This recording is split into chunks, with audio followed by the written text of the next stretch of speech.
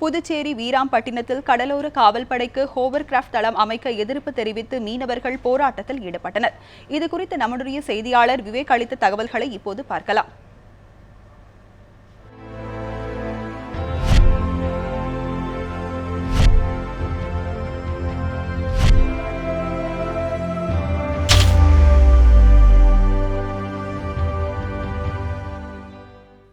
புதுச்சேரி அருகே உள்ள வீராம்பட்டினம் மீனவ கிராமம் ஒன்று உள்ளது. இந்த கிராமத்தில் 2000க்கும் மேற்பட்ட குடும்பங்கள் வசித்து வருகின்றன.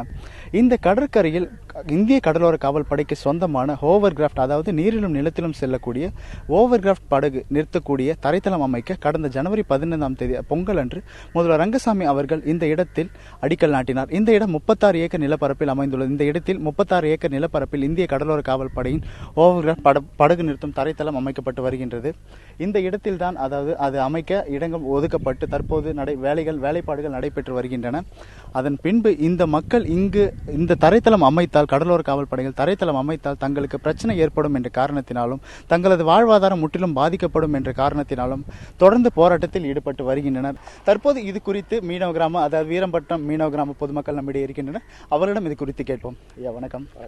இந்த ஹோவர்கிராப்ட் தரைத்தளம் அமைக்கிறதுனால இங்க வாழ்ற மக்களுக்கு என்ன மாதிரி பிரச்சனைகள் சந்திக்க நேரிடும்? அதாவது இந்திய கடலோர காவல் படையினுடைய தென்பகுதியினுடைய தலைமையகம் இங்கே அமைக்கிறத முடிவு பண்ணியிருக்கிறாங்க.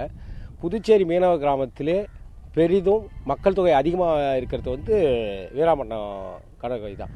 சுமார் 3000 வீடுகள் இருக்குது. கிட்டத்தட்ட ஒரு 10,000 மீனவ மக்கள் இருக்கிறாங்க. அவங்களுடைய வாழ்வாதாரம்ன்றது பெரும்பகுதி இந்த கடலில் சார்ந்தது தான். அப்படி வடக்கு பகுதி முழுக்க இந்த கடற்படை முகாம் என்ற பெயரில் ஆக்கிரமிக்கப்படுவது இந்த மக்கள் எதிர்க்கிறாங்க. இப்போ அரசு தரப்பில் என்ன தெரிவிக்கப்பட்டிருக்கு?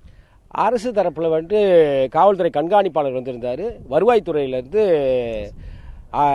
தாசில்தார் வந்திருக்காங்க. இப்போ இன்றைக்கு நான் உடனடியாக இங்கே நடந்ததை மாவட்ட ஆட்சியரிடம் தகவல் சொல்லிவிட்டு 2 நாட்களில் மாவட்ட ஆட்சியர் மக்களை சந்திக்கிறதுக்கு ஏற்பாடு பண்ணுறேன். அப்போ மக்கள் தங்களுடைய கருத்துக்களை சொல்லட்டும், அது தொடர்பாக நம்ம முடிவு எடுக்கலாம். அது வரைக்கும் இந்த போராட்டத்தை நீங்கள் தள்ளி வைக்கணும், அமைதியாக இருங்கன்னு சொல்லிக்கிறாங்க. அவருடைய கோரிக்கையை ஏற்று மக்கள் தங்களுடைய போராட்டத்தை தள்ளி வச்சிருக்கிறாங்க.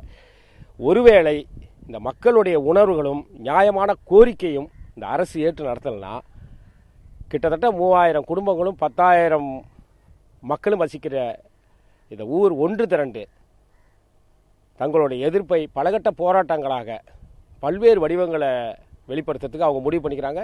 பாரம்பரியமாக இங்கிருந்து வாழ்ந்து கொண்டிருக்கும் தங்களது வாழ்க்கை முற்றிலும் பாதிக்கப்படும் என்றும், தங்களுக்கான சுதந்திரங்கள் முற்றிலும் போய்விடும் என்றும், ஒரு விஷயத்துக்காகவும் இவர்களிடம் அனுமதி கேட்க வேண்டும் என்ற அச்சத்திலும் அவர்கள் இருக்கின்றனர்.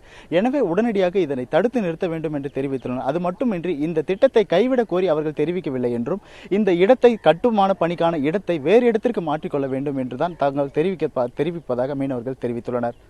ஒளிப்பதிவாளர் ராஜ்குமாருடன் விவேக்குமார், நியூஸ் ஒன் தமிழ், புதுச்சேரி.